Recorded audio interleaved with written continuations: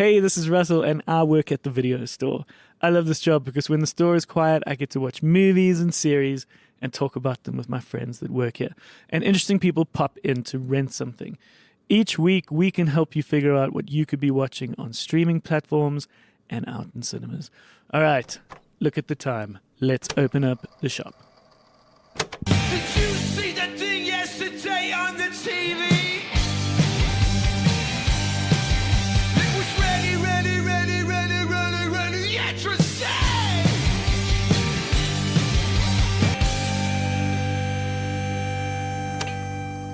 How's it, Getty? Hey, Risky. Hello, everyone listening. Welcome to the video store. It is a nice, bright morning here. It's starting to get warmer. Are you feeling fresh? Always fresh. No, you're not. I've traveled the world with you. You're not always fresh, but I appreciate the enthusiasm. I feel fresh. Today on the show, we are going to have Rob Van Vuuren pop in to rent something. This is very exciting. I love Rob. I'm a very big fan of Rob. Rob is an actor, a theatre performer, theatre maker, and most popularly known as Twakkie in the Corne and Twakkie show, I guess. The most amazing show. Yeah, they did theatre performances. There was a TV show at one point. There was lots of stuff that came out as Corne and Twakkie, and Rob has performed in incredible number of theatre performances, film, television, and has most recently found this incredible fame, which is so deserving, for his latest character, who is the Namaste Bae. And a lot of people know him for that now, and there's so much more to now discover once you get to know Rob. So he's going to pop in to rent something, which is very exciting, and we hosted him at the Bioscope, so this is a chance for him to be at the store and come and have a chat, which I'm excited about. We are then, after this chat with Rob, myself and Gad are going to have a little chat about what we're watching. Yeah. There are some cool TV shows, some films coming out, some films we've seen. Myself and Gad were both at the premiere for Sound of Freedom, which we spoke a little bit about. I spoke to Graham about last week, but I want to get into it a little bit more with Gad. Yeah, and it was quite a movie. Quite a movie, and certainly some stuff around it to chat about. So we'll chat a little bit more about that after, and so please stick around for that. All right, let's get into it. Definitely. Let's not waste any time. All right, this is Rob Van Vuuren popping in to rent something. How's it? Lekker. We started. I put my phone down. No, don't stress. How's it? How are you, man? Lekker. So good. It's so nice to be in your little bioscope here. Thank you, man. Thank you for having me. It is such an honor to have you. Thank you. We had you perform here. Well, when we were back in Namaste, you did one or two shows. Yes. Just one show. And then we entered into this very lovely agreement with the theatre next door to us, Pop Art, Yeah. where they would do live performance and we would do cinema. Yes. So we didn't do stand-up comedy or things. And now we've both since left Maboneng. We've settled here. Pop Art does stuff in our space and other people's spaces. And so it was so great to have you back. Yeah. I was chatting to Hales outside from Pop Art, and that was the last time I actually did a full show in Joburg. I did a play called Dangled at Pop Art, and then prior to that was when I think you did stuff. You were just sort of Rob Van Vuuren live. Yeah. I don't think it was anything specific. It was just probably more stand-up, hey? Yeah. But we have just witnessed you give the most incredible healing ceremony here. And in a matter of hours, you're going to do it again. Another one. And you, of all our time while here at the Bioscope this week, you were okay and opted with doing this chat now, which is amazing. And it made sense at the time. I don't know what I was thinking. But no, I mean, this is at least going to be a nice, fun, light chat. Oh, is it? Yeah. No. No. You've decided that already. Well, I'm going to try my best to fine. not make it too serious. But I think all of this is testament to how hard you work and your work ethic. And I think it's incredible. Thank you. And I do work hard. You do work hard. And so as you walked into the Bioscope today, you did express the fact that you are quite tired. I'm tired. I'm old. I'm quite old for the the level of shit I'm putting myself through. Just in this show alone. Yeah, because you don't take it to 100%. You probably take it to about 250%. Yeah, it's a lot. It's redlining. It's redlining throughout most of the show. If this was a generator or an inverter, to speak in terms that South Africans would understand, you would have increased the load and you would have blown the singes. You are a man of many characters, and I'd love to, over the course of our chat, go back to some of the earlier plays and things that you've done. But as of right now, you are really enjoying this character that you've created called the Namaste Bae. Mm-hmm. And I think it's been wildly popular. Is it safe to say that it's one of the more successful characters you've created? Definitely. I mean, the fact that it went viral, I've never experienced anything like that. You know, when we did Corner and Twakkie, there's a similar kind of energy to the way people responded to Corner and Twakkie in the beginning. It is a similar vibe. Yeah. I mean, and in terms of the kind of style of the show and the audience interaction, there's definite crossover. And Lo, who's coordinated from The Most Amazing Show, actually directed Namaste Bae, the stage show. So there's definitely like an element rooted in that, and I applied a lot of the lessons I learned from that. But what's interesting is that happened. It was also very kind of viral before viral existed. Word of mouth spread really, really quickly about the show, and there was a real buzz about it. But it was before social media. So you're talking about Corner and Twakkie. Yeah, totally. Whereas this is happened on social media, and the scope of it in terms of a global reach is something I've never experienced. Yeah, I find it interesting, and I think you could appreciate this. You know, when we were coming up, creating things, you know, I've been in a band and I've done all these things. You don't really know necessarily how to use Instagram. And so I was explaining to someone who's this young up and coming musician who's doing so well on Instagram, especially. I realized that in the early days, a place like Instagram was a place to show good photos. Yeah. Do you remember that? Yes. And so like it was a bit of and it was a bit of a show off in the early stages about how good our photos were. Yes. And so it became a bit of a wanky wank in that regard. And then that got discarded, and now it is just a broadcast channel. Yeah. So someone who is incessant in broadcasting now does really well. Yeah. So it's amazing to see how it's changed. And so when you now develop a character, you're primed to use those tools properly. Yeah, and what's interesting about this character is that it wouldn't have existed without Instagram, actually, because I was just messing around on the platform. Because, I mean, everyone tries to do the viral thing, but whenever you try to do it, it never works.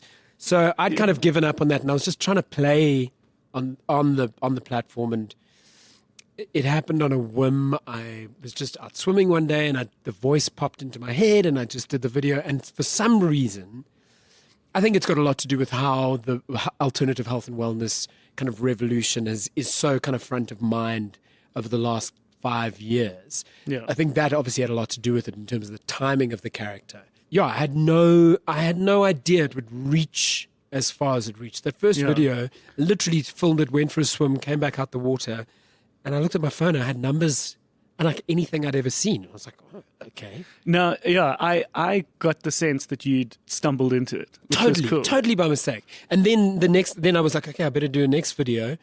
As I was walking home, I did it, the same numbers. And then in those first 5 videos, I literally just as I was playing started to find the things that then became the structure of the reels themselves, the name of the character, catchphrases. It all kind of happened really quickly and really organically. The name, for instance, Namaste Bae, was actually a friend of mine, Lauren Fowler, who designs all my merch and posters and things. She commented hashtag Namaste Bae on one of my early reels, the third one. And I was like, oh my God, that's his name. That's so That's cool. Was that first video the one with the sanitary pad? Yes, someone had left a used sanitary pad in my favorite swimming spot, which is now known as the Penguin Cave of Desire. And I was like, oh God, I got to do a video about this. That's and then I so did it in the funny. voice, and it just went crazy. And then I think my 5th one, there was one I'd talk about ingesting LSD-activated charcoal, and that blew up. It's nearly got 2 million views now. It was shared by Josh Brolin Thanos. Hello. Wild. Yeah, crazy. So to get back to your original question, like I've never had this kind of scale of success for a character in terms of the global reach it's gotten. Yeah, because I think a lot of what you've done has been these theatre productions, and obviously that's quite a limited audience. I mean, you've done films, and I know you've been very in lots niche. of things. It's very you're only playing to those people in the room, you know. And where you've shone, and I think where people kind of see the best of you is in those improvised moments on stage, and they're very hard to capture. I remember being quite excited that there was going to be a Cornet and Twakkie show, and I know you guys did it, and it was great, and you did your best. But I remember in that moment also going like, there is something magical about being in the room. Oh, yeah. And there is something about being a part of it. Totally. And so what we've just witnessed now at the Bioscope was you doing this healing ceremony where you've identified people in the audience and you've made them part of the show. Yeah. And in a nice, fun, encouraging way. Like it's not about picking on people. No, absolutely. You pick on them you've identified them, but then you play with them in a very fun, respectful way. Yeah, and it's all consensual as well. It's like very important that people agree to do the things I ask them to do. And it's just fun, and you up them and you encourage them, and it never feels like a problem. And that reminded me now of the magic of those Cornet and Twakkie shows. And so I'd love to venture back a bit just to speak of some of those things, because it reminded me a lot of Grahamstown, and it reminded me of being somewhere. And I thought I'd just share the fact that when I was 19, 20, start of varsity, going to Grahamstown helped me craft my identity. Yeah. I came back more cultured. Yeah. I came back more just with my mind full or blown. I can totally relate to that. That was my experience going to the festival in high school. Just going like, oh my God, this is my tribe. Yeah, these are my people. These are my people. Yeah, totally. And you just, you spend your nights at the long table, and you just, I remember someone saying, no, as you arrive, you got to go straight to the ticket office and get those tickets now, because they're not going to be around later. Like identify the ones. And so you actually plan your itinerary. And I remember watching you, it felt, perhaps you can confirm whether my memory was right, but I watched you do something like Electric Juju. Oh, wow. And then later that night, it felt like you were then Cornet and Twakkie. Oh, yeah. That's not a... More than likely. More than likely, Yeah, I would always go to the fest. I don't do it as much anymore because it's too exhausting, but I would go with at least 3 or 4 shows, and then I would perform as much as possible. So I'd end up doing, over the 11 days, upwards of 30 shows, 33 shows. I was doing on average like 3 to 4 shows a day. And I remember just seeing that and admiring once again the work ethic, which was like, fuck, this is incredible. But just to speak specifically about Electric Juju, how far away is that from you? Because you developed that, right? Yeah. It's always very, very, very close to my heart. Also because that giant heart, the prop that I use in the show, is in my garage. It's taking up so much space. I can't remember too specifically what the whole play was about. So it was like a fantasy story. This old man in this other world discovers a giant's body semi-submerged in the desert. And in this world, there are like magical artifacts can be sold off at this big marketplace. And the giant's heart is the most valuable of magical artifacts. So he kind of opens up the rib cage of the giant and then excavates this heart. And the show starts with you seeing this old man kind of trekking through the desert with this giant kind of ungainly shape on his back, which you discover is a giant's heart. And then there's a little girl. And did you write that? Yeah. Okay. Yeah, but that was like a love letter to my love affair with fantasy and the fantasy genre. Writers like Terry Pratchett, Neil Gaiman, Clive Barker. It was and growing up with movies like NeverEnding Story and Labyrinth, that kind of thing. That was I think the important thing to mention at this point, because obviously perhaps there's people that obviously haven't seen it. You played every character. Yeah. And there were these scenes where you literally just flipped between 3 or 4 people in a scene.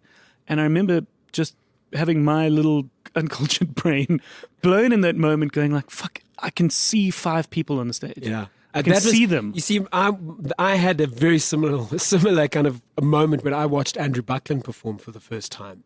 Okay. And I went to study at Rhodes because I wanted to study under him, because he would play a whole host of characters. He would do an epic narrative, with just one person on stage, and what you experience in your head is completely filmic. You Yeah. see all the details, you see the different characters. incredible. So that was something I was totally wanted to get into, and it's also in terms of the reality of trying to make a living off theatre and the arts is you can't really afford to have a whole cast of Yeah. actors on stage. Sometimes it's out of necessity. Yeah. So it's like I'm just going to do it on my own. And then when realize, okay, my restrictions are that tight, somehow that can really free you in terms of what is possible in terms of a show, the narrative that you want to kind of explore. Is of going, okay, well, I've only got one person, then it's almost too tight for me to think in that way. I've got to go, well, let me explode that and just write a story that seems impossible for one person to do. And then figure out a way of making that happen. Lovely. Yeah.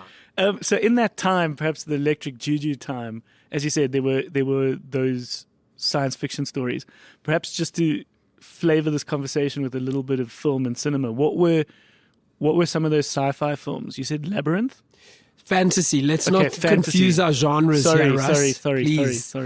Specifically fantasy, yeah. I think more specifically fantasy, although I suppose there was a... They element. do sometimes I did- get bundled together, but Yes, they are remarkably different. And I also Yeah. did a play prior to that actually called... My very first one-man show was Mung, and that had a sci-fi kind of element to Oh, it. cool. Where this a hero guy gets murdered and his sidekick gets transported to another plane where there's aliens and things like that.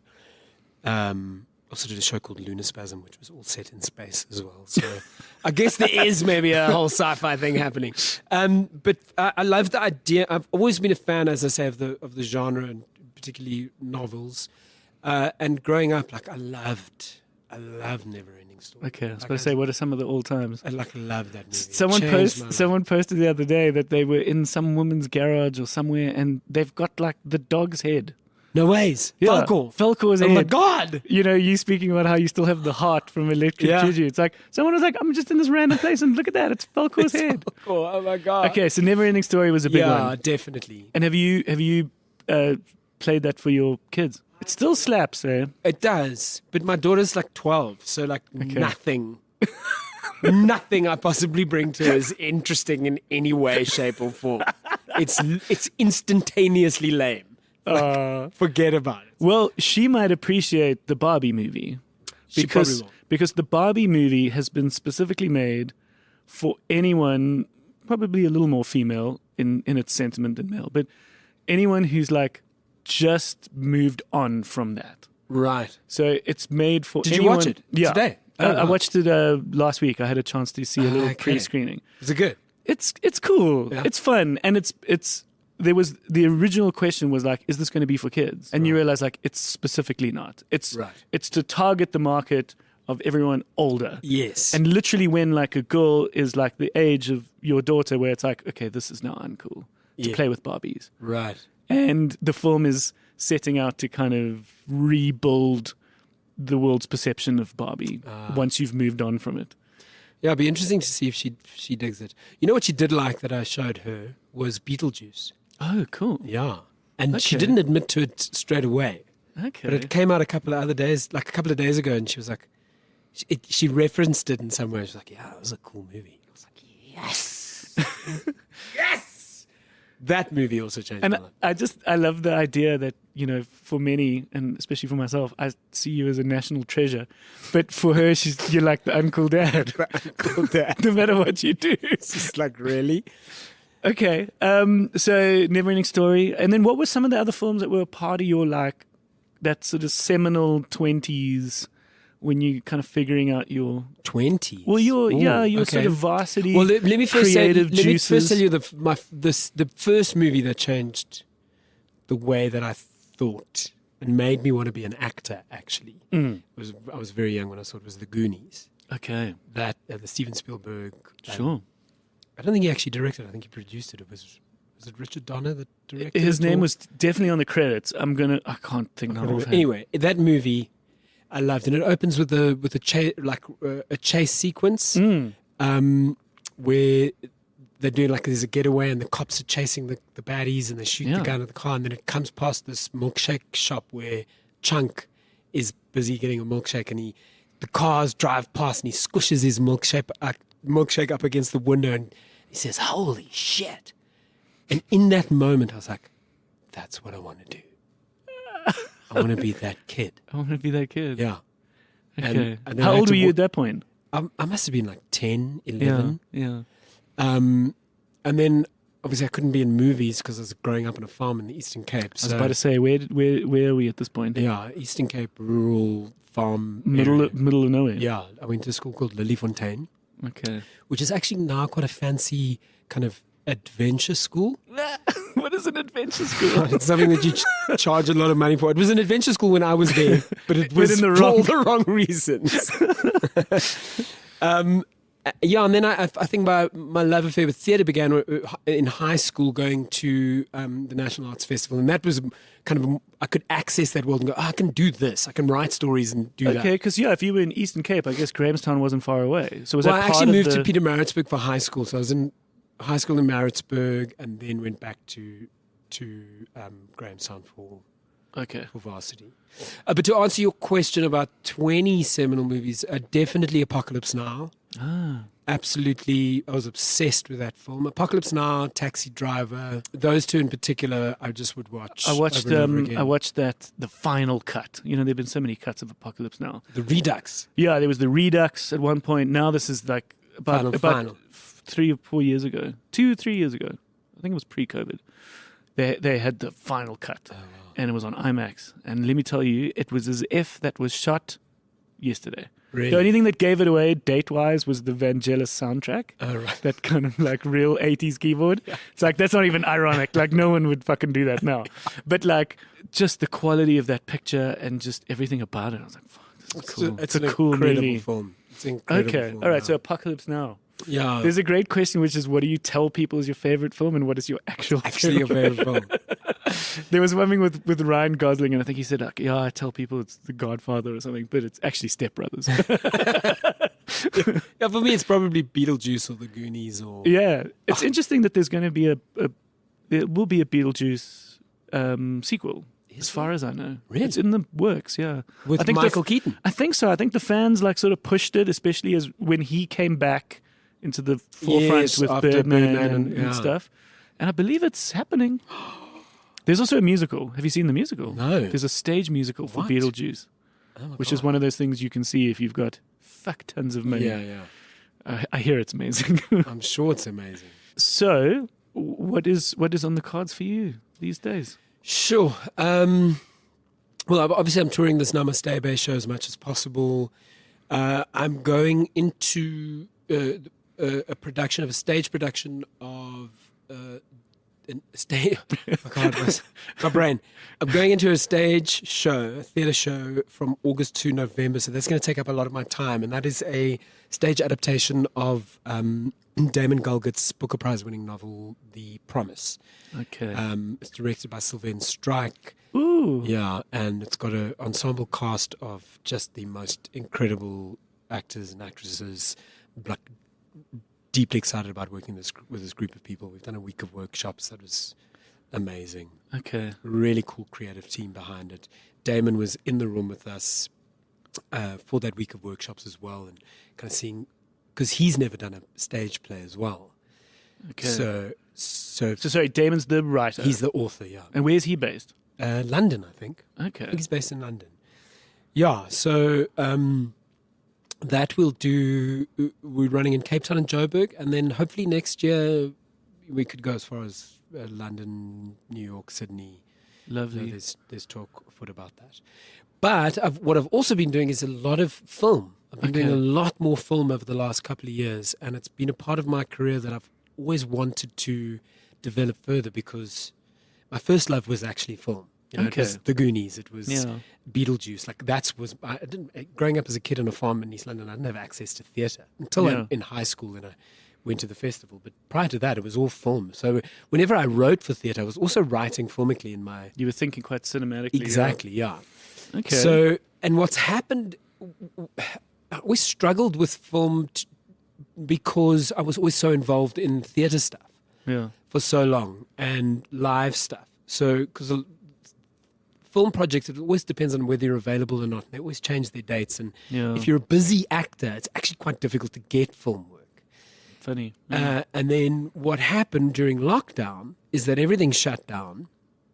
I had a complete nervous breakdown and realized I'm like have this post-traumatic stress disorder from my trauma relationship with live performance and the fact that I've been doing so much of it and doing 4 to 5 shows a day and like pushing myself too hard. I was like, this is Interesting. yeah. So when lockdown hit, it was like, oh my God, this is saving my life. I was like, the last place I want to be on is stage. I thought I was an introvert. Because I'd also been so overly stimulated. Yeah. I was like, I remember saying #hermitlust. I made that up. And then after about 2 or 3 weeks, I was like, oh, good Lord, I'm an extrovert. I need people to water my garden, so to speak. But I think a lot of people did. And here's something you might find interesting is that when we came out and we started doing shows again at the Bioscope, we were often doing like a Friday night and a Saturday night of the exact same play, or a musician doing 2 nights at the Bioscope. And people were opting more for the Saturday night, which to me, in my somewhat experience, Friday night was always the party night and Saturday was a little harder to get them out. Right. And it almost to me felt as if Friday was now this day where you're not going to party anymore. You're actually going to rest because you've done this week. You're now working again. You're now perhaps going into the office again. You're now in traffic again. Yeah. You're stimulated again, and you've learned over the course of COVID that your mental health is important. Yeah.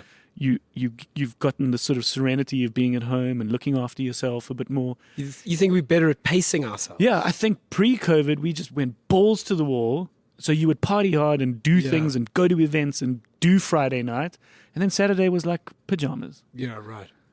That was my experience. I know. And so now it felt more like Friday night is actually like people were chilling, and then Saturday is like the new Friday. Yeah, I think we just became a lot more self-aware as well. And that was my experience. It was like, I'm really burnt out. I don't want to be on stage. Everyone was immediately like, oh, when are the theaters going to open again? I was like, please. Not anytime soon. Just give me a few more weeks. And then what happened is the film industry opened up before anything else in entertainment because they could adapt to the protocols a lot quicker. Yeah. So then, and now I was available because there's no Okay, theater. so then you were able to do So then I was some getting more film work, and one of the first projects I did was this really fun remake, kind of a feminist take remake on this cult 80s slasher movie called Slumber Party Massacre. Oh, I've heard about this. Yeah. Okay. And so it was shot in South Africa over 18 days, like really quick, with this Canadian director, Danishka, and she was amazing. Her relationship with the DOP, Trevor, was just fascinating to watch. They worked so well and so quickly and so carefully. I was cast as the Russ Thorne, the drill-wielding maniac killer, Cool. which was so much fun. And I immediately realized, okay, this is actually where I'm happiest right now, is on a film set. And since then, I've just been getting more and more film work. Because there is a pace to it. Like you are able to chill, you are able to get yourself ready. Look, I don't want It's to. not as demanding. It's actually way easier. I mean, No, look, sure. they're film projects that are very, very demanding, and the hours can be very difficult, and the environment, like I shot a film in the desert, and the That's elements hard, can be yeah. difficult, but still, it's paced a lot better or something. And you know what I like about it is you're doing one job. Like when I'm doing a stage show and I'm producing it, I'm doing like 5 different jobs. I'm worried about ticket sales. I'm writing the thing. I'm rehearsing it. I'm sticking up posters, or I'm making the Instagram reels. I'm juggling so many different balls. Yeah. Whereas on a film set, I'm just playing get to- one character. And you can chill in your trailer. Sit in my trailer. I learn my lines for that character. Someone else is directing the thing. I'm just a small cog in a big machine, which I really love, because so often on stage it's just me. Yeah. So I love the opportunity to be just a cog in the machine, and that's the beautiful thing about filmmaking as an art form. Is I think it's truly the most collaborative art form there is, because there's so many different departments and different skill levels operating to make this work of art. There's you think about all the departments involved in a film, and each one is a small but integral part of the whole. Yeah. So I really love that about filmmaking, and I've been doing a lot more of it this year. This year shot this really cool period horror movie called The Trek out in the desert, which I'm really looking forward to seeing. When is that going to come out? I think they're hoping. The last I heard, they were trying to push for before the end of the year Okay. for a festival circuit release. I think it's quite a quick turnaround because we only finished shooting like a month or two ago. But definitely next year that'll be doing the rounds. I did a show. Has Slumber Party Massacre come out? Yes, it was like Okay. we shot that in 2020. So Okay. 21. Where is that? I think it's on the Sci-Fi Channel. It was originally shot for the Sci-Fi Channel, and then it Okay, did cool. festival circuits. I don't know what if there are any streaming platforms that it's available on. Oh, we'll go search. But it's for a it. really fun movie. It's Yeah. actually really, really cool. A couple of those movies that you think are going to be like, they're sort of presented like they B grade, but they're not.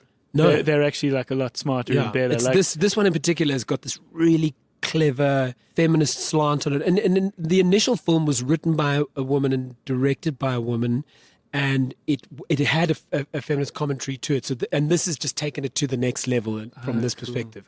And the kind of gender objectification that happens in horror movies, it gets swapped in this movie. So there's the girls decide to go, fuck it, we're going to go kill this guy. And they set up the whole thing, and they're going to slash him.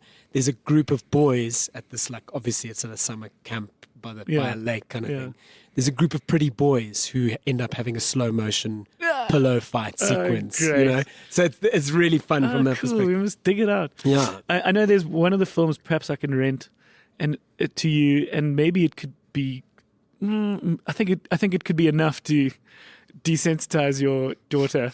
There's a film called The Babysitter, Yeah. which is also like one of those sort of body horror, fun night. Everything goes wrong, Right. but it's. I remember it in my head being a lot smarter and better than I thought. The Babysitter. I think it's The Babysitter. check There it might have out. even been a sequel, but I think she could dig get into it. that. But I mean, this is about you now. Okay, fine. No, but I think you could appreciate it. But speaking of that smarter humor in disguise, I think that's been your magic. That someone like Twakkie on face value seems very silly, Yeah. and even obviously the Namaste Bae as well. But there's such intelligence behind it. Yeah, And it comes to you quick enough that you, as the audience member, are smart enough to know, like, okay, this is a smart dude. Yeah, I mean, there's an element of satire and commentary in all the work that I do, but there's also an element of clowning. So, and I love those two art forms. I love clowning. I love physical comedy. I love like a slapstick gag, and I also love kind of presenting that as presenting a show in the guise of that. Yeah. But then kind of once people are in there, then you peel back the layers. And I love language, I love wordplay, and I love like having something to talk about or to satirize or to kind of unpick. Yeah. So yeah, I love putting those two things together. And above all, it has to be fun. It has to be funny. Yeah. If it's not funny, then you can't get them with the message or with the kind of, the deeper meaning of it. If it's not funny, that shit doesn't come. So first and foremost, it's got to be funny. I loved another play that you did. Also, one of the years at Grahamstown was Brother Number, which was such a unique story. Which I think I can encapsulate it well enough. You and James. Jose Domingos, actually. I saw you did with James. No, I thought you were talking about Bangalore Torpedo. Sorry, which is There's so many of these in your head. That's so funny. Bangalore Torpedo was a show I wrote with Jose Domingos and Michelle Vilmers that James gave me the title for. Okay. James has always given me titles for shows. Okay. Before I know what the show is, he'll give me the title. Oh, interesting. Yes, Brother Number was with James. James and I wrote that together. And you guys created this feeling as if you were in this dark, cavernous space underneath Home Affairs. where you and he was your brother. There's two brothers. The two brothers, Yeah. and you were the people who decided someone's ID number. Yes, and you would craft it on the book. And through magic. Like the one brother was It's almost the like you were numbers these guy. sentient beings that They're like the precogs in what's that Colin Farrell sci-fi? The precogs that could see the murders before they happened. Oh yes. Oh, this is gonna. Anyway, whatever. So the two brothers, they would with Tom And it was Cruise. like some sort of, yes, that's it. Minority Report. Minority Report. There we go. That's right. Okay, solved.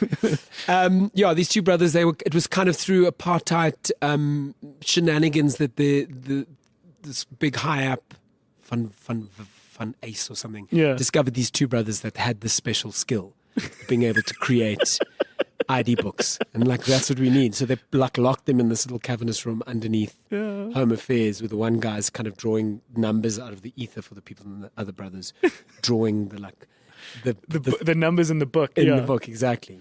And then there's an you sort of ATM. broke out. Yeah, there's an ATM heist in Home Affairs. Someone explodes an ATM machine, and it opens up their room, and suddenly they're like, oh shit, there's a whole thing. So they're then kind of, the rest of the play is them trying to mission through Home Affairs. And in your head, you see it. You see the corridors. Totally. You see everything. It's so smart because it's like, I don't know whether you studied things like the Plato's Cave, but it's like, it's that vibe. There's a thought behind like this idea of you sort of not knowing your existence. Your existence is just shadows cast on the wall of the cave, but you're not aware that there's actually people that are casting the shadows. This is Plato's cave theory. Okay. I have not studied Plato's Cave theory. It's just I think it's a sort of philosophy sort of lesson, idea. And then the idea is that once you've realized this, your life can't be the same. You can't go back to just looking at the shadows on the wall. You're a different person. Right. And I felt that with Brother Number. Oh, wow, that's so cool. But just as we talk about these things and me talking about my memories of Grahamstown, I just am so happy and proud that I've created one of these moments now. Like that I've been able to host you, and that over the course of these nights at the Bioscope, I've brought that magic into my space. Thank you. And I just want to thank I'm you very for doing grateful. that. It's been such a long time since I've done a show in Joburg, so it's been so rad to be here. What do you think has stopped you? I mean, obviously there was pandemic that put a whole kind of... Sure. But I've come back and I've done like lineup gigs on stand-up shows, but to bring a full show here, it's expensive. Yeah, sure. It's expensive to get here, and we've been in a recession for so long. To sell tickets is tricky, and it's a risk that I often don't necessarily can afford to take. Sure. Whereas with this show, there's such a groundswell with it, and with the character and with the Instagram, it's like I know I can sell the tickets. I had friends who they don't really even know exactly what I do that knew you were coming. Oh, really? Yeah. You know what I mean? Yeah, They were the kind of people that's that the know, thing. Russell has a cinema. Like, they don't necessarily come and watch. No, They're it's the kind of incredible. people that go like, oh, I really, should come and watch a movie. And it's like, if you want to. I have a cinema. Right? Yeah. But they were like, oh, yeah, he's coming. They knew about it. Yeah, it's They amazing. even sent me links like I didn't know you were promoting it. I'm like, that's right. shows are happening at the Bioscope. So it was just so nice that you've broken out of the theater scene in this one. Because you're now just hitting people on their couches. Yeah. You've now just gone viral in this other way. Yeah, which is and just it's so in terms cool. of the show, it's eliminated a lot of the risk for me. I just know I can sell tickets. I know I'm not going to lose money. And so you must have, once this character was building, I'm sure it didn't take you long before you were like, I'll make a play. Yes, it was. I did the first video on the 17th of November. By the end of the year, by like mid-December, I was on 100,000 followers, or the end of December. And I was on 9,000 when I started. On the 17th of November, 9,000, and then I jumped to 100,000 in a month and a half. And by the end of December, I was like, okay, I have to write a stage show. Because I was also getting frustrated with The limit of it. The limit of it. Yeah. And my comfort zone is like an hour. That's when I know I can give you the full kind of context of this character and all the murky shit beneath the surface. I was curious. I was very curious to see how you could expand it to an hour. And in my head, I thought, would I get tired of this character? Yeah. Of course, I knew I wouldn't because I knew I was dealing with that's a national treasure. But I was like, this is what's curious, is that like, can we put up with him for an hour? For a full hour, yeah. But of course we can. Yeah, I mean, that's the thing. I think what happens with a lot of people who become viral is that's as far as they can take it. Is like those short little things. They don't necessarily have the skill set to. They haven't been doing Grahamstown for I've been 30 doing years. 30 years I've been doing this. So for me, it was like the obvious next step is a full hour, because that's really where I'm good, actually. This 1 minute, 90 seconds is like, it's not my comfort zone at all. So the writing of the show actually for me was, and I knew with the show I was going to be giving people who know the character online, I was going to be giving them way more than what they bargained for, and way more than what they expect. And because I know dramatic structure so well, especially like a 1 act, 1 hour kind of space, I know that just so intuitively and from so much experience, I knew I could make it work. And I knew there was enough stuff in the character. Yeah, meat on the bones. Yeah, to really bring something. I think it's endless. I mean, it's people's so idea much, yeah. of how do you encapsulate that, what that commentary is. You sort of said it earlier better. I mean, he's a charlatan shaman, dealing with satirizing the alternative health and wellness revolution, and particularly the commodification of it, yeah. ancient healing practices and trauma tourism. Is that a real term? No, it's something I made Okay, up. good. I was about to say, I really don't want that But to it's be a thing. thing. A lot of people go, like, travel all around the world to take very powerful psychotropic substances that could potentially break them in, like, a middle of a jungle in the middle of nowhere. Oh my God. To purge them trauma or to create more trauma for themselves. I met a dude the other day, and we were talking about, what are your plans for the rest of the weekend? This bro's answer was like, he was a wealthy guy. He's a lovely dude. So I don't mean to speak badly about him, but I was like, that was not the answer I was expecting. He was saying his like shaman is in town, this dude from Brazil, and we are basically going to take frog poison. Yeah. And so I don't know. I've done Kumba. Have you done it? So look, this character in Namaste Bae comes from personal experience in this space. I was about I've to done say- the ayahuasca ceremonies. I've done the Kumba. Kumbo. Yeah. What is that? So it's this frog poison that gets burnt into... It's fucking bad. You have to drink like, I don't know, 4 liters of water beforehand. And then you get, in your arm, you get burnt... Like you burn a hole and then you smear the frog poison into that wound you've just burnt into your arm. And at this point, were you doing this for funsies, ironically? I mean, was a part of you taking it a bit seriously? I was trying to deal with trauma, trying to deal with... So this wasn't in fun reference to get shit for Namaste. No. This I was you, on a journey. This was you in this seriousness. It's, as lockdown hit, my marriage... kind of came to an end. We went on a journey together to try and figure out how do we save our marriage. Okay. And that was part of the journey that we went on. And also trying to come to terms with the depression that I was experiencing, and lockdown, bringing all of that stuff up and going like, fuck, I'm burnt out. Who am I? Where am I? What am I? Okay. And so that was the kind of, and that's why the show isn't, like, as you say, it's not mean. vacuous, yeah. And I'm not just poking fun at this space, because it's a space I actually respect, and that was very helpful for me. Yeah. Incredibly helpful. I found a lot of those experiences deeply, deeply cathartic and healing and amazing. But while you're there, as a comedian and a satirist, you can't help but see the tropes that develop, the pitfalls of this space, the people trying to take advantage of that space and trying to take advantage of other people's trauma for, their own kind of material gain. Okay, so they put the poison, poison. the frog poison on you, and then you start vomiting. Yeah, Like because this- that's what this guy explained. Yeah. He was like, because I was like, are you going to trip balls? Like, what are you No. going to see? He's like, no, you're going to like descend into absolute pain and you're going to vomit. Yeah. And I was like, that sounds... Yeah, there's nothing So kind of psychedelic about it. You're not No, seeing no. You literally just, your body feels like it's on fire from the inside throughout, and then you just vom. start vomiting. Like Jesus. vomiting.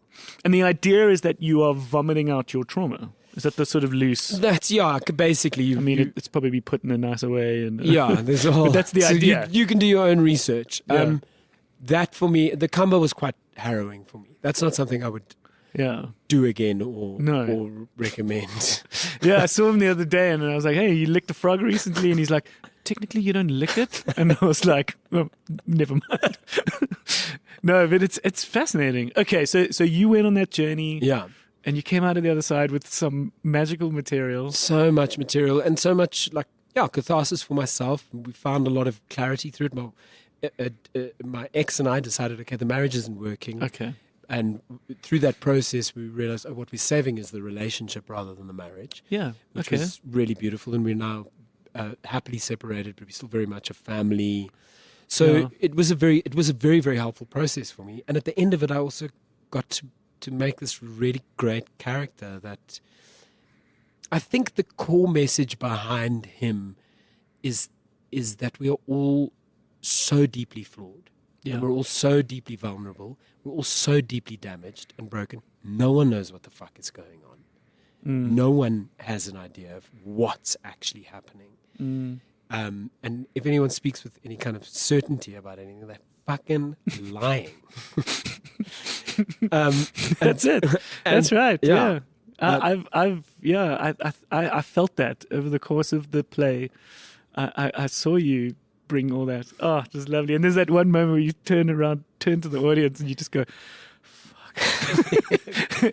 And it's so funny because like half the audience is happy and comfortable enough to laugh in that moment. The other part doesn't really know what's going on. I love that section of the show because you can see it because it really goes dark. Turns quite dark. And Can we speak about the show to some degree? so- I don't want to give too much No, away. we don't want but- to give too much away, but there is a point at which the psilocybin starts to kick in. Yeah. And the healing ceremony goes a bit awry When for our shaman. And when you came in and you were like, who thought I should do 2 shows in one day? And I can't remember whose idea was it. I don't even know. It was my idea. I think it was your idea. It was my idea. It was like when in Joburg. And that particular section of the show is physically incredibly demanding. Well, I was thinking that the whole time because obviously the people who are watching the show, maybe they don't even comprehend the fact that you got to do this in a few hours. I knew that you needed to talk to me and do that in a few hours. And I was like, you're not taking this thing to 100. Like, you're going so far past it. I only have one setting, Russell. I can't help it. No, but it's incredible. And I think your timing of knowing when to ramp it up, knowing how to take it down, knowing how to go small, knowing how to go big. Exactly. And I think that's what I love about the hour-long show is that I know the rhythms of a good show. I know how to keep people engaged over an hour. So I know, like intuitively, I knew this guy has to have a bad trip at one point because that's going to change the dynamic of the show completely. No, and it's going to take it to a place that people are not expecting. In structure, it's I'm just thinking of my film school experience.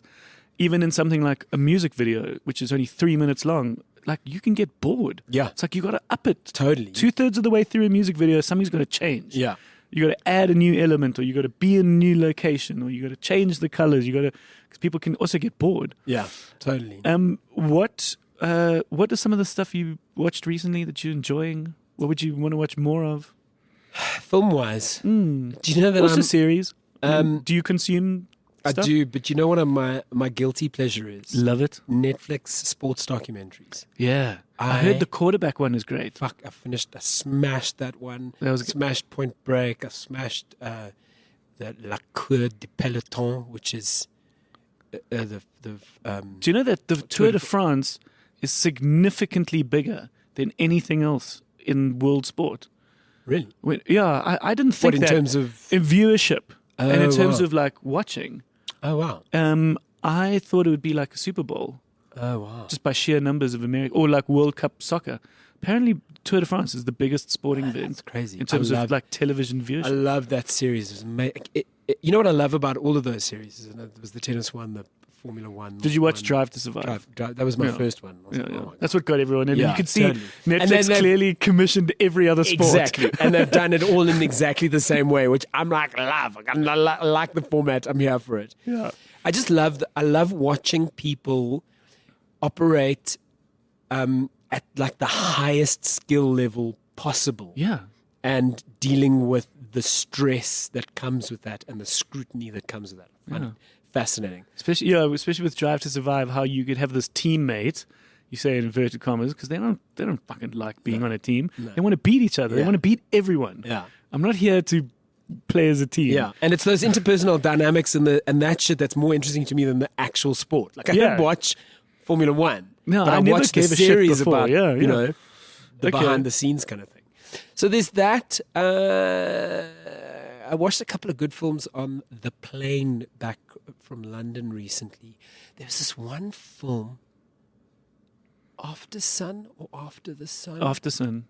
with the dad and the daughter. Yeah, I haven't seen it, but I saw a list of like the best movies of last year. I think it was last year. It And really, And Aftersun was number one. it's beautiful. It's Okay. a beautiful piece of filmmaking, deeply affecting. Like, stays with you a long time afterwards, and it just happens at a pace that films don't happen at these days. You know, Interesting.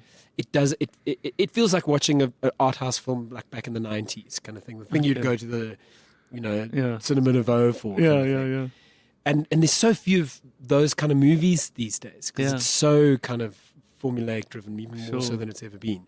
But there's this beautiful languid quality to this film where it feels like nothing's happening, but everything's happening at the Yeah. same time. And this relationship just unfolds, and then slowly but surely you realize the enormity of what is actually what happens post what you see Okay. and what's hinted at. It's I don't want to give it away, but it's a Okay. beautiful, beautiful No, film. it was number one on this cinema channel's list. really beautiful film. Amazing. Okay. We have a theory on the video store that your emotions are more amplified in a plane, and that Oh, really? you're going to react more emotionally just What? by the biology of you being in the air. I'm fucking down with that. I'm It so makes into some that. sense, right? I get so emotional watching movies on a plane. I do. I think it's a credible I theory. ripped. I cried. Yeah. I cried so much.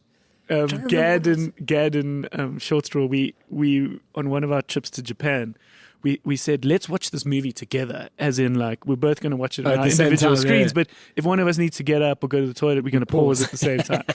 And we were watching Inside Out.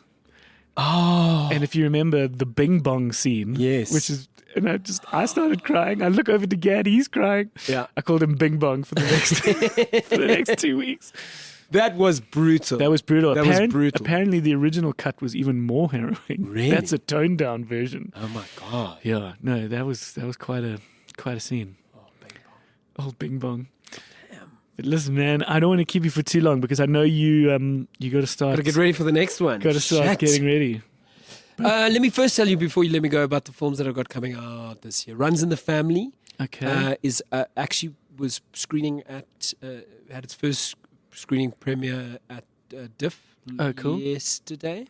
Oh, cool. Yeah, Durban is happening Right now, as yeah. we speak. Yeah. Ian Gabriel directed. Gabe Gabriel wrote and starred in the film. And you say it was called Runs in the Family. Runs in the Family. Okay. It's about transgender child of this father who it's like a road trip, Okay. transgender feel good, Coming of age. a bit? coming of age, Cool. family kind of. It's Who are you? I'm like an old connection of the dad of the Okay. of the kid's dad, but there's backstory to that, which you'd have Okay. to watch the film to find out who I actually am in the context of all of that. Where is that going to be? Do you know?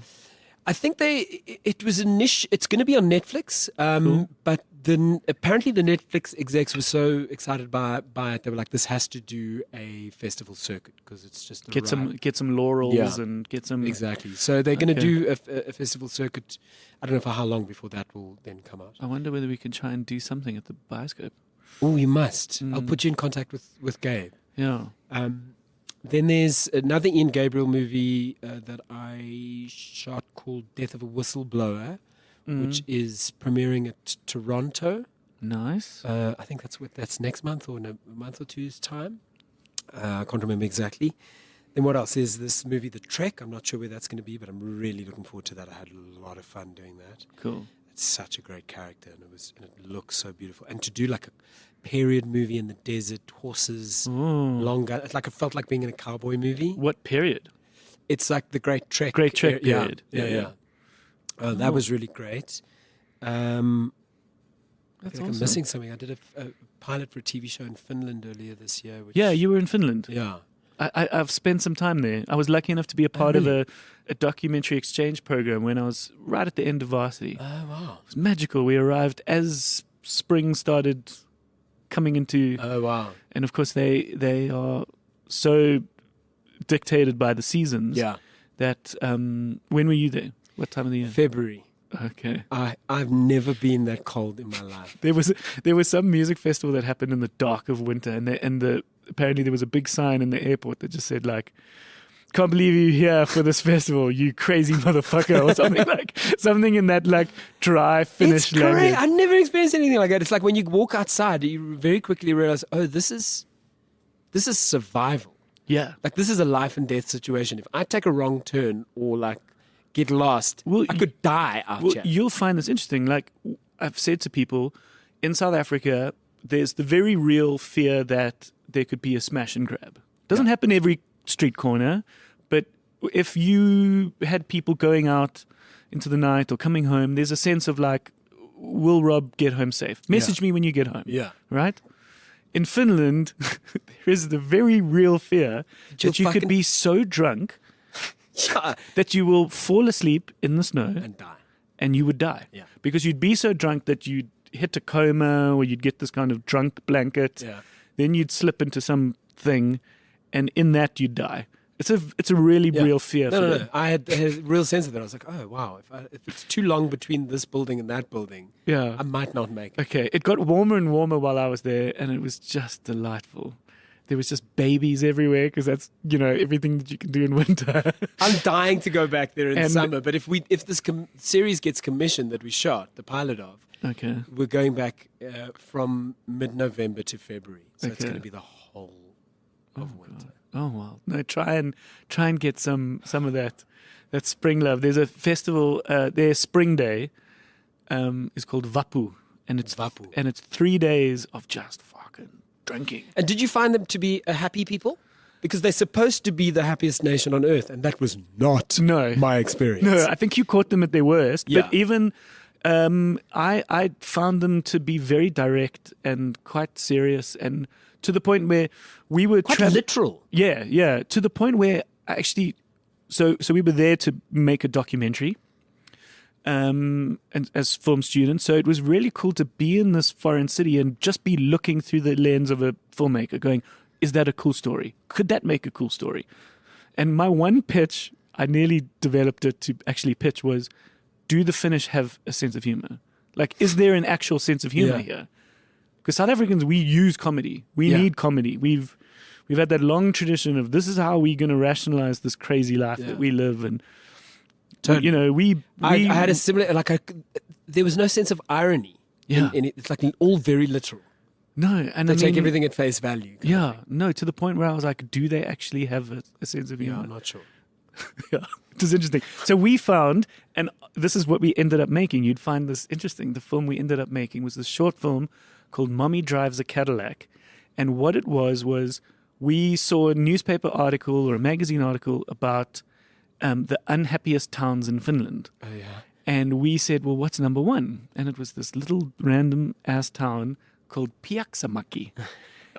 and we were like, let's go there. Let's go to the unhappiest town in Finland. Why is it unhappy? Because it's dullness. There's nothing really there. It's a bit of a mining town or whatever. And we found this family that defied all the characters. Conventions of- And they had 10 kids with like the 11th on the God. way, and they renovated No these wonder old. they're unhappy. No, but they were particularly happy, and they renovated these old American cars, and it was so funny and so cool to see this family that was so happy in what was considered the unhappiest town. That's great. So it was funny. I actually spent a lot of time thinking about the happiness of the people Finns. of the Finns. But Bobby no, drives a Cadillac. Where can I see that? Oh, it's a little student film. It's Send it- you'll send it to me. It's on a little shelf somewhere Okay, in some alright. Finnish university, I think. I should hopefully have a copy of it somewhere. No, it was charming. It is a student film. It's not going to win any Oscars, Okay. What didn't clearly. but it was cool to see Finland. And like, let me tell you, and let's maybe end on this. They have it right. You sauna Yeah. and you drink and you eat sausage, and so you fall asleep, drunk, clean, and warm. And that, my friend, That's the secret to happiness. secret That's to why happiness. they're the happiest nation on the planet. Yeah. Okay, I get it. Yeah, it was in the darkness that I was there. Like, I actually met this guy at a bar. And I was like, I said to him, like, you guys are supposed to be the happiest people, but that's not what I'm experiencing. He's like, you don't understand. We are coming out of the darkness. I was like, okay. Wild. Yeah, it's like months of darkness. I mean, that does So surely is going to depressing. affect you. No, we went to we experienced the opposite. So we went to someone's house party, and by the time we're coming home, it's sort of 2 a.m. Still Getting the light. train, like the sun was rising. Yeah, It's crazy. glorious. Yeah, it's mad.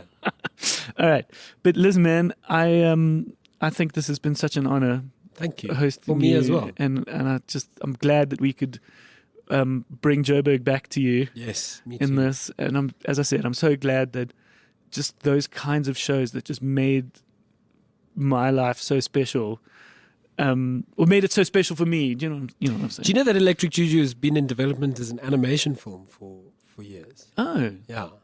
And we're getting places still. So that might still actually happen at some point. what a treat! Yeah, that would be nice. No, and just thank you. Yeah, thanks for just bringing that magic here and Thank just you. helping. Yeah, it just set me on a course with all the amazing work that you've done. So I'm so happy for you Thank you. that you were in the right place at the right time, especially with this character. And I just wish you, just all the best with it. It's such a delight. Thank you, my brother. All right, You're beautiful. you're Is beautiful. this where we start kissing? And start putting our fingers in each Yes. other's navels. Yes. Which, funny enough, Blessings. in Finland, I met a German girl who taught me that a belly button is called a Bauchnabel. Here we go. That's what I'm pretty much doing in this show. Is Bauchnabel. And one of my favorite moments, sorry, just to quickly give one last little anecdote, is that when you arrived, we as the venue needed to help you with some sound cues, which was great. We've got our manager who can sit on the side of the stage and cue the things. And we were like, okay, when are we playing this track? And you're like, okay, so there's a section in the play where we're going to put our fingers in each other's belly buttons. And we were both like, oh my God, this sounds amazing.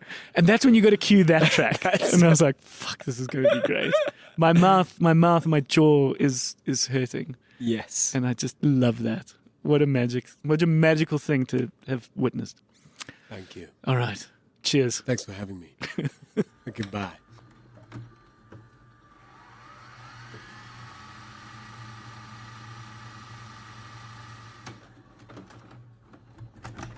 All right. What a good chat. Oh, what an oak. What an oak. Let me tell you, my cheek, my cheeks were hurting after that performance at the Bioscope. It was so good to laugh and smile like that again for a good hour and a half or however long it was. The Namaste Bae shows. I'm so keen to catch them. I hope he comes back. Because, I mean, when he was Twakkie, Yes. that was, I mean, I saw more than 10 of those shows. Did you go down to Grahamstown? Yeah, I first saw them in Grahamstown. I think it was probably the first show I saw at the first festival I went to. Grahamstown was special. Yeah.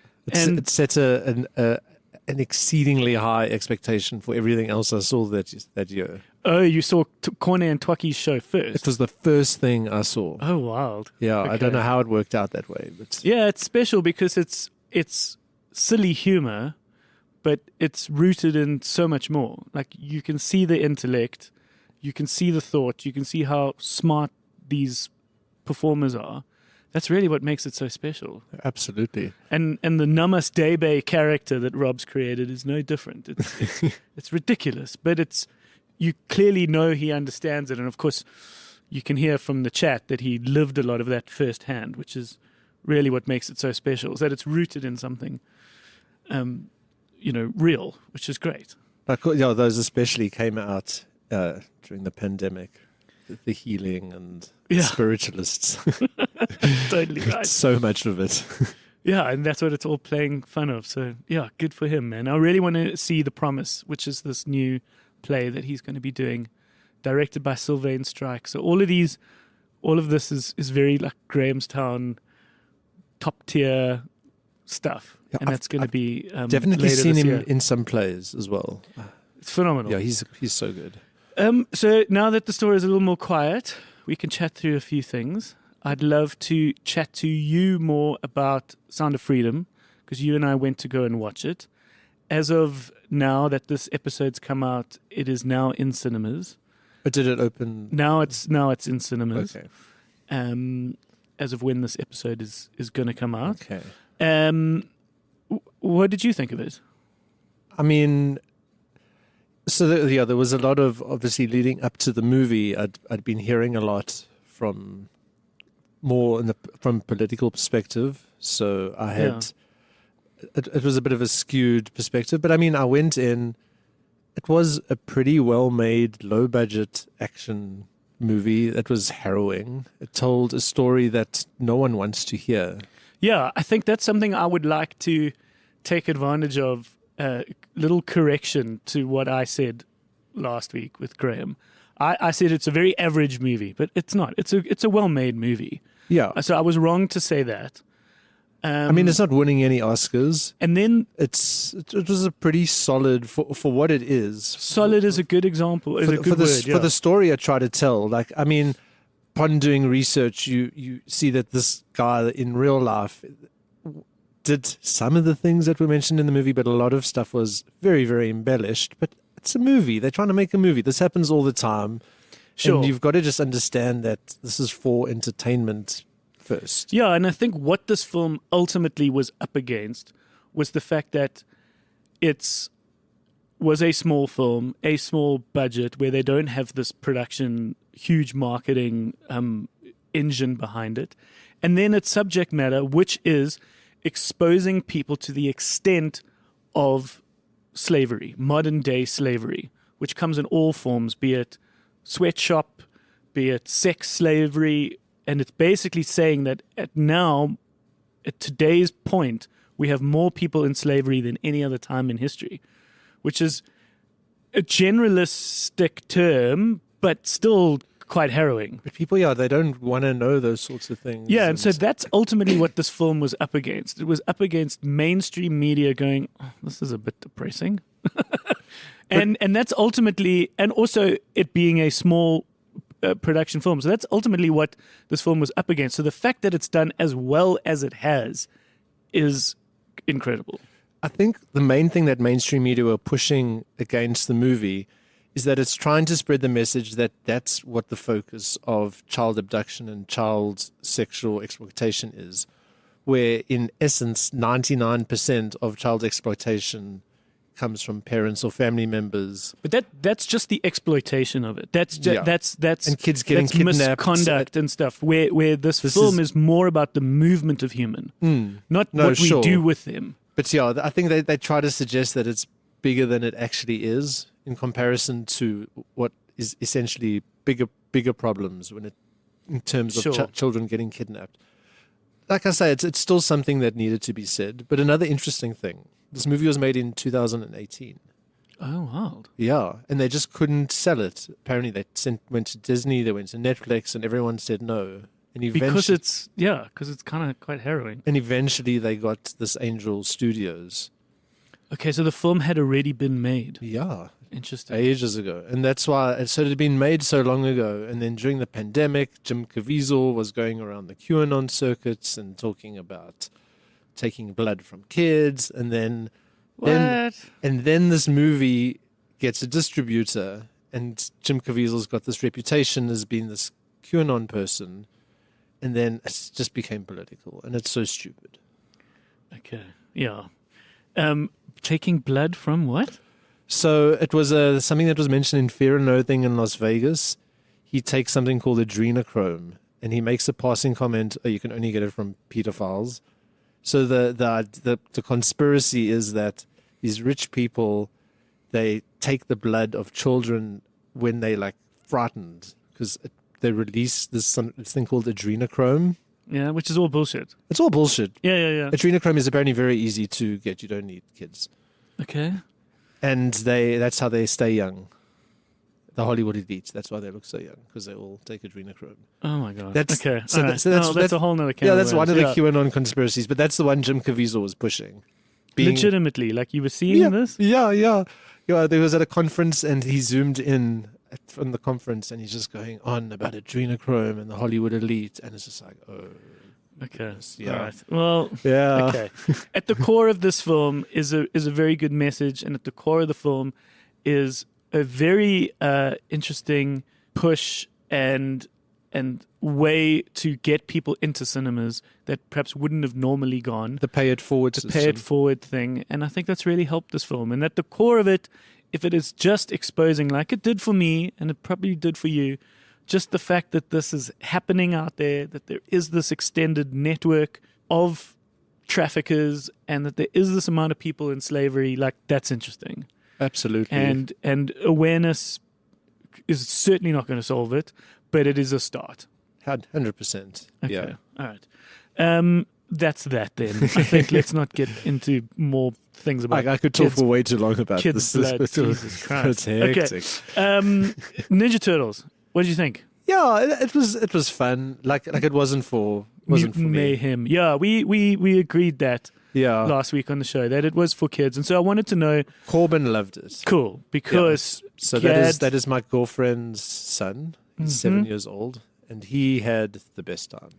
that's the most important thing. 100%. And do you think that this could start the love for Ninja Turtles for like a new generation? I mean, when There's we so much going on. when we were young, like there was only Ninja Turtles. I mean, what else did we really have? Now Yeah. there's like There's just 1,000 too many. things. It's going to be tough, but I don't think they've twisted it enough to like make as big an impact as it did when I was a kid. But, Yeah. but it's I hope it does well in the box office, and then we get Cool. the animation style was cool. Just that idea of having movies with that something different. I don't know. Everything Yeah. was just looking the same. At one Yeah, point. there was that Pixar look, which you can definitely see that a lot of films recently have tried to rage against. Yeah. And so this was definitely even more sketchier and stranger than. This felt like a comic that was alive. That Yeah, was- yeah. That was the idea, was that it was based on kiddies' drawings, like the kind of drawings that these 16-year-old kids would have done. Mm. Okay, magic. I want to share some of the stuff I've been watching. Cool.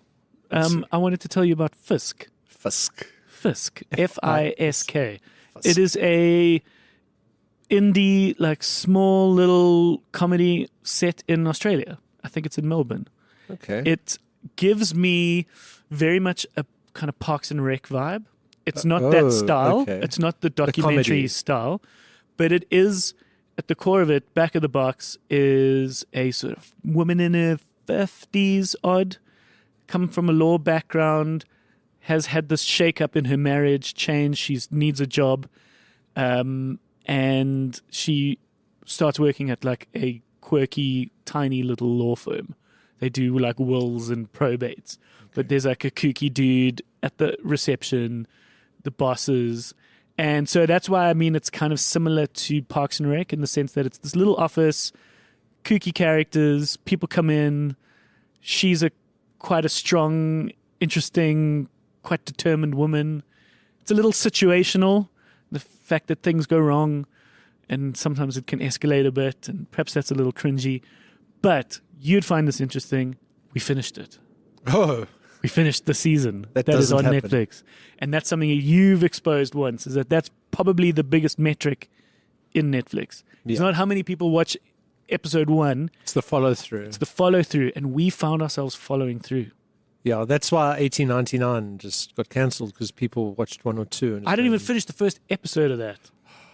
Still, So you fell into the minority there. yeah. But Fisk is great, and I think it's in the top 10 the last I checked. Is it an Australian-made show? It's an Australian made, which Okay. once again, often when you see these smaller Southern Hemisphere stuff, like Australian film or New Zealand stuff, similar budgets, similar, TV stars to what we have, that could have been made here. Okay. We could have made Fisk in South Africa. She could have been in Bloem, or she could have been in Durban. She could have been anywhere. Okay, I'm And it's just a great character piece. It's funny. It's quite witty. It's quite quick. Don't get enough Australian stuff. And it's ultimately fun and a little lighthearted. And I need that. I'm struggling to take a big bite out of big dramatic shows. Do you remember So- the Castle? Have you No. seen The Castle? No. Oh, that's one of my favorite Australian movies. It's about this family who live right next to the airport, and they refuse to sell their house to the airport because they want to expand. Okay. And it's just them, like, the man's house is his castle. Oh. It's so good. Okay. No, I love seeing those kinds of things, and I love reminding the creators, the film creators, and the guys that are coming up with, the kind of content that Netflix could hopefully buy from South Africa, that you could do this kind of stuff. You could make these simple, fun character shows. Why so serious, man? Yeah, no, fuck that, man. So really enjoying that. Then only Murders in the Building. Yes, I Speaking saw. to something bigger and a little more higher budget. No, I saw there's 2 episodes, but yeah, And so we it's in my started queue. that. It's great. You've got Paul Rudd kind of playing this like diva version of himself. Like he's been in these larger than life action movies. It's very ridiculous. So Only Murders in the Building is now in its 3rd season. It's on Disney Plus. So sorry, Fisk is on Netflix. Yes. By the way, if that wasn't clear. Only Murders in the Building is on Disney Plus. It is Martin Short, Steve Martin, and Selena Gomez. yeah. And it's about this unlikely group of friends, these 3 that find themselves friends because they all live in this old, cool, historic building in New York.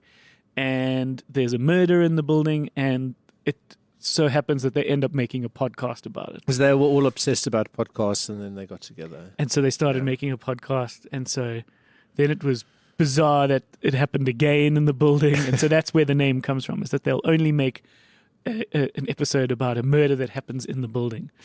And yeah, don't want to give too much more away.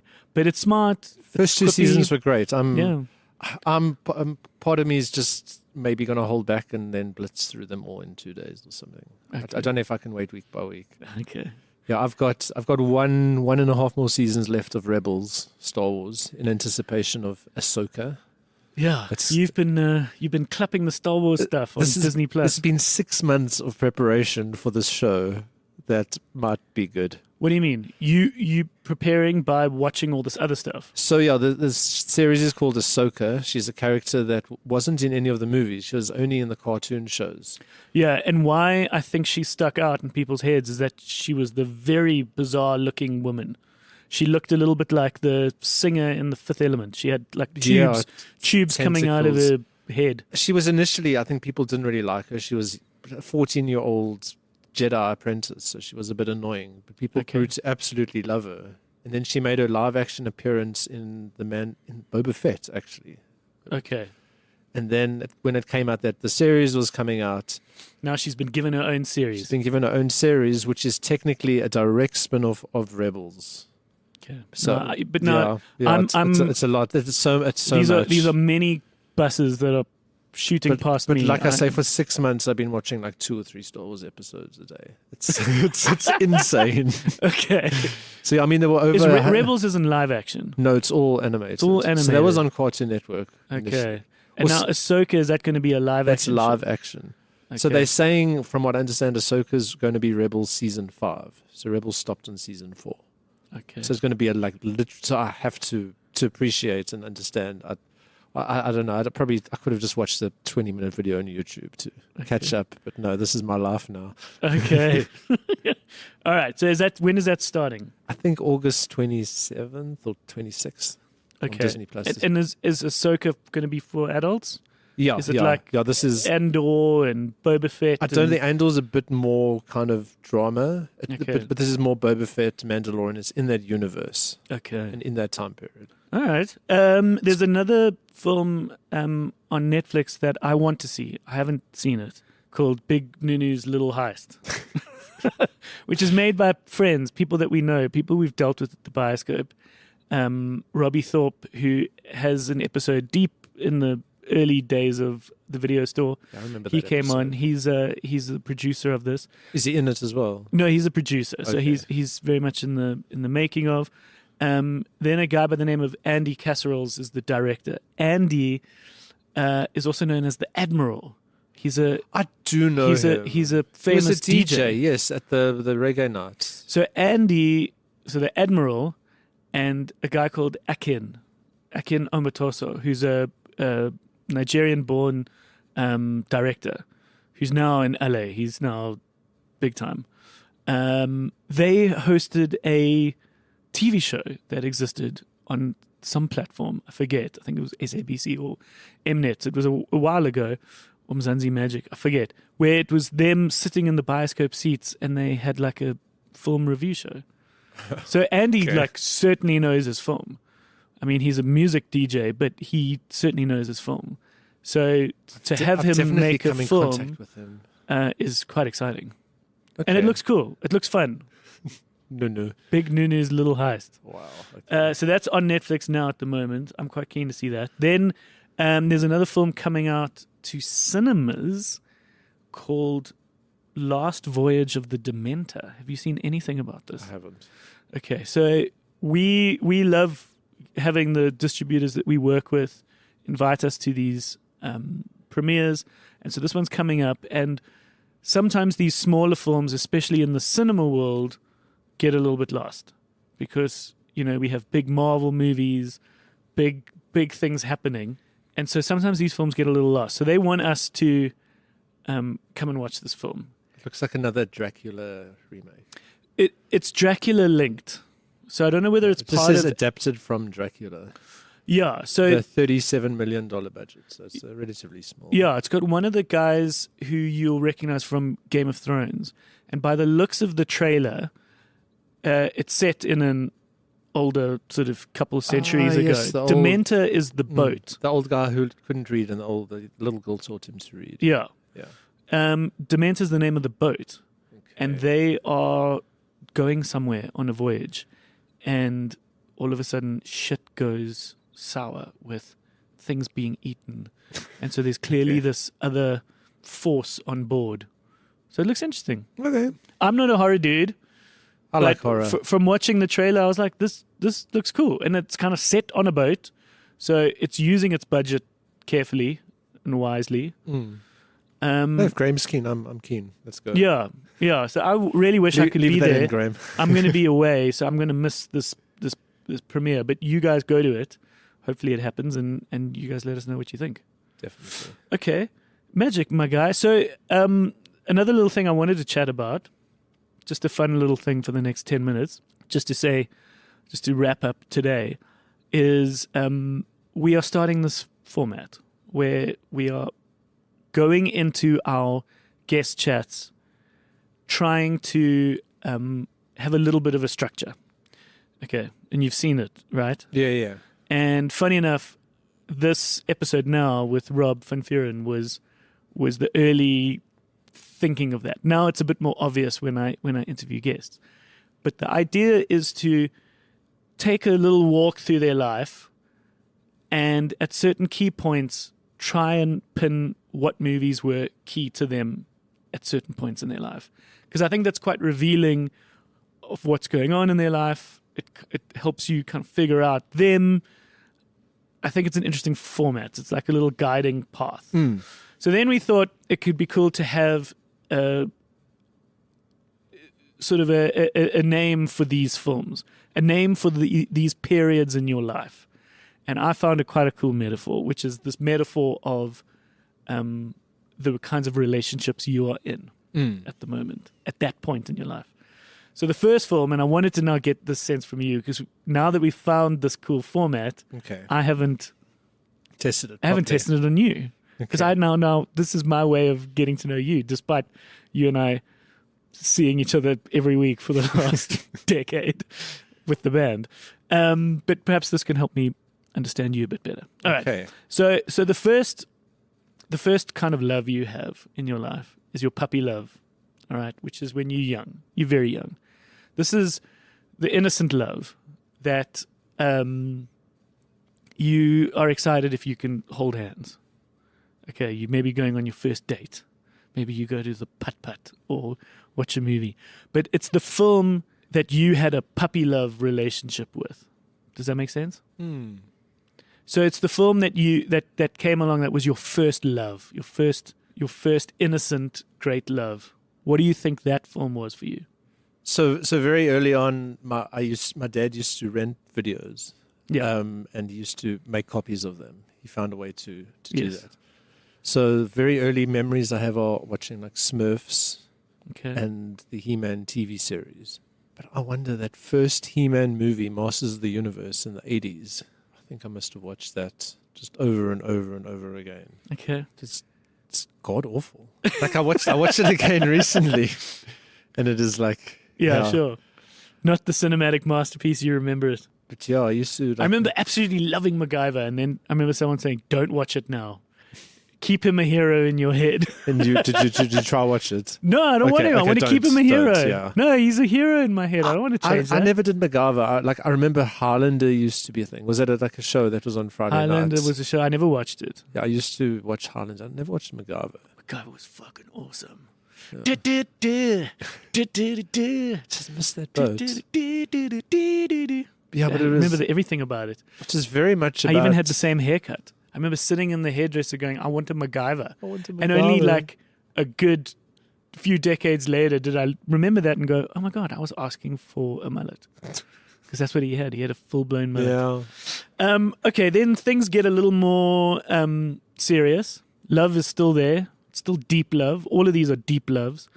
But you are now a little older. You're now crushing. This is the Sweet 16 film where you're crafting your personality a bit more. It's not as innocent. What do you think that film was for you? Your high school crush movie. Amelie. High school. Russell. People. Everyone else everyone else in high school. No, you're right. That is my high school film. Yeah. I specifically remember in high school, like when I was 16, 17, everyone else is like, what are we going to do on Saturday night? What are we going to go watch? We had to book Amelie a month in advance because it was sold out like every weekend. It was high school for us. Yes. Yeah. It was like 2001 it came out. I think. Yeah. Yeah. And like that was the time when I was getting into art house movies and like that sort of thing. And like Amelie for me just always stuck in my mind as like peak like of my movie growing experience, and like how I learned to appreciate movies came from that. But so you're saying everyone else was? It's like everyone everyone else is like, where are we going to go hang out and stand outside in the mall? And We classic high school hang. We're trying to get tickets at Cinema Nouveau. Yeah. No, well, funny enough, I remember that being the thing. Is that as a high school kid, you just go to the mall to hang, right? You had a couple of objectives, which was like maybe try and get a little bit of alcohol, not get drunk because it was impossible because you didn't get enough. But you just go stand Maybe by the mall. Maybe you try and smooch someone. Maybe you try touch a boob. Yeah. Do whatever you could. You just linger in the But you kind of hung courtyard. around and did fuck all. Yeah. And I remember at one point, also in high school, going, guys, let's at least do something. Let's root the night in one activity. Like, let's go somewhere to try and get a drink. Or like, let's watch a movie and then we can hang out. Like, we can't just hang out and do fuck all the whole time. No, like some people every Saturday night just suck Santon City. They just go stand there. Well, I was of the era when Monty got built in the height of my that was your hood. mall ratting. So Monty was at least kind of adventurous. It looked kind of cool. You felt like you were in Europe. No, I but remember. you were still standing around doing fuck all. No, I'm like we had to still rely on my dad to come and fetch us, but he wouldn't come late, so we had to like slot in an 8:00 movie and dinner and like wolf down. That's how I learned to wolf down my food, because like as I'm finishing, my dad's like, "I'm here. You got 2 minutes." Oh shit. Okay, so that's your high school crush. Then there's the let's get serious, or things are starting to get serious. We've got to figure out the right wording. But that's your varsity start work film. So I mean, I did go to film school. Yeah. But I think one movie that honestly like blew my mind while I was at film school was The Prestige, Christopher Nolan. Oh, okay. And I've been thinking about that a lot lately, because everyone's with Oppenheimer, everyone's going on about Nolan and talking about his great movies. No one's talking about The Prestige, which is genius. It's like low budget. It was such a simple movie. I remember Memento in varsity. That was his first one, and that's like the real concentrated film where you really have to pay attention, and it's super hype, quite faluted. I don't think I watched it a second time. I need to watch it again. Yeah, that was quite a complicated film. That's very arty. It's weird. But Prestige, Prestige was a little more. it was so accessible. straightforward initially. And then when you watch it, I went back and watched it. And every time I watched it, I'm like, oh my God. And I recently watched a breakdown, all the Yeah. Easter eggs you missed. And I'm like, it's genius. Yeah. It's genius. Wild. Okay, no, that's a good one. I appreciate that. And then the last one we have is the sort of settle down. I'll marry you kind of film, which is, it could be your high school sweetheart. You could be with that one all the time, or there could be something else. But this is the film that you could stay with forever, that you could watch forever. You, my goodness. Maybe Amelie. I mean, maybe Amelie. That's what it is for me. I mean, I could definitely watch that over and over, but like, it'd have to be a Star Wars movie. Okay. But now, which Star Wars movie? Okay. No, but it can just be Star Wars in general. Yeah. The original 3. Yeah, it'll probably be Empire or A New Hope, the original one that started everything. All right. No, well, that makes sense. Yeah. All right, my caddy. Yeah, Let's turn off the lights and go home. Yeah. It's been a nice little hang, and it's been a great day. And thank you for everyone listening thus far. We will see you again next week. Most definitely. Yeah, our home base is thevideostore.co.za. There you can find your platform if you don't have it already, and please give us a subscribe. We are posting more and more stuff in all the other social media platforms, on YouTube, Instagram, TikTok even. I can't believe it. But we're going for it on TikTok. Gaddles is TikToking now. Jess has become obsessed now. Yeah, you're a TikToker now, Gad. She's like, how many plays did we get? And she's like, gets a rush. It's quite an addictive thing. But yeah, no, it's been a good platform for us to share what we are referring internally to as our soundbite videos, which is 1 or 2 little minute episode, little conversations that we are turning into videos, which we are posting as reels on Instagram and on TikTok. And the Mona one went viral. Yeah. As they say. No, it really did. It's like 42,000 views on TikTok, which is amazing. So hopefully all of that comes back to us and we find more listeners and we have you guys keep coming back because we've got great episodes lined up and we really hope you enjoyed this one. And yeah, we'll see you again next week. Cheers. All right. Cheers, Gary. Cheers, everyone.